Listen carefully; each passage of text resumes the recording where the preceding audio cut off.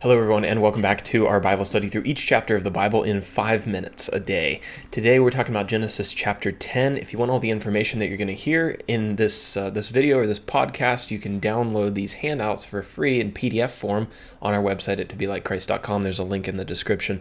Also, when we're finished with the whole book of Genesis and all the books that we're going to be working through, Lord willing, I'm going to create a physical book that you can buy on Amazon.com if you'd rather have these in your home for family Bible study or whatever you may want them for. So when that's completed, I'll put a link to that down in the description as well. Let's talk about Genesis chapter 10. This is a really interesting chapter.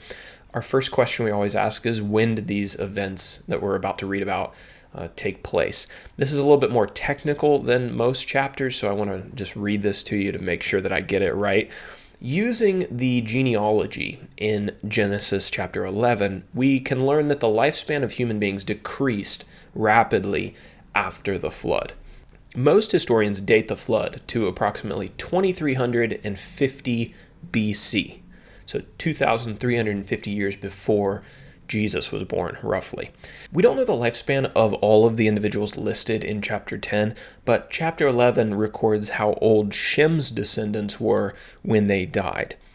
And of those listed in that chapter, Shem's longest living descendant was Eber, his great-grandson. Eber lived until approximately 1817 BC. So therefore, it seems safe to say that most of the men mentioned in chapter 10 lived between 2350 BC and 1800 BC, a period of about 750 years. So that's very technical, right? So basically what I want you to take away from this is that last section, that last bullet point on the notes, that Chapter 10 and the people listed there cover about 750 years of history following the flood. All right, so now for our main characters. We've only got a couple here, groups of people, really. We have Shem, Ham, and Japheth. We talked about them in the last couple chapters. These were the three sons of Noah, and they accompanied him on the ark during the flood. And then we have Shem, Ham, and Japheth's descendants who are going to be mentioned in this chapter. We'll talk about them more in the outline section of this overview. Moving on then to where. Where did these events happen? Well, Shem, Ham, and Japheth disembarked from the ark on the mountains of Ararat. And over the next 750 years, their descendants would spread across the face of the earth. The Tower of Babel incident, which you may be familiar with, if you're not, we'll read about it in chapter 11.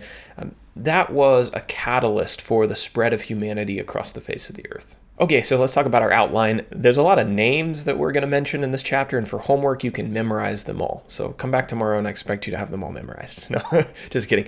But the first verse of the chapter is really just an introduction. Genesis 10 is a record of the families of Shem, Ham, and Japheth. Now, many of the men mentioned in this chapter are significant because they were the patriarchs of the great ancient nations of the earth, and many of them were founders of historically significant cities. Japheth and his children are the first ones listed in verses 2 through 5. Japheth had 7 sons: Gomer, Magog, Madai, Javan, Tubal, Meshech, and Tiras. And I'm sure I'm pronouncing them all wrong, and he would be offended by my pronunciation, but oh well.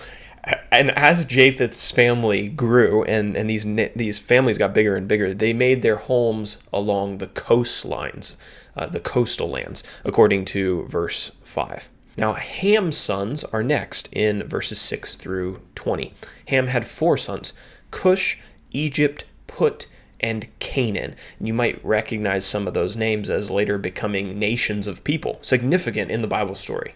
Cush fathered Nimrod, which, although a funny name to us, is described as the first mighty man on the earth. Nimrod was the king of Babel, Erech, Akkad, and Calneh, and established the city of Nineveh, which was a really powerful ancient city. The Philistines were the descendants of Ham's son, Egypt.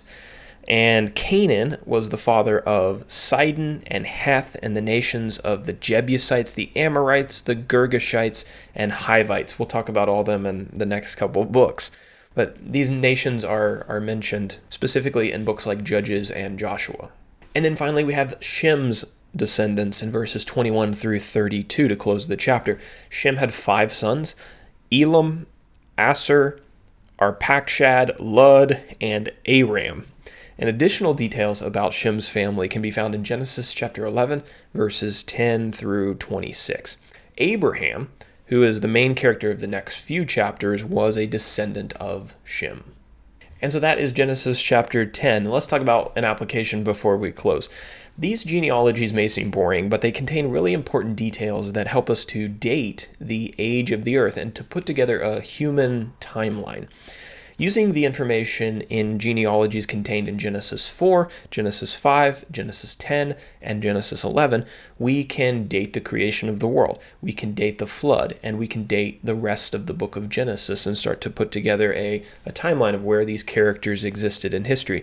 The information reveals that the earth is not nearly as old as a lot of modern skeptics would have us to believe, and a lot of modern scientists would suggest. What's interesting is that the Bible timeline matches current archaeological discoveries regarding the rise of civilizations. And so when we see sophisticated civilizations rising up in history and we're finding artifacts from those civilizations, those are rising precisely at the time when they ought to be rising on this biblical timeline that we can create from these genealogies. So yes, it seems boring on the surface, but actually, if you're interested in some of the details about how old the earth is, it becomes incredibly interesting.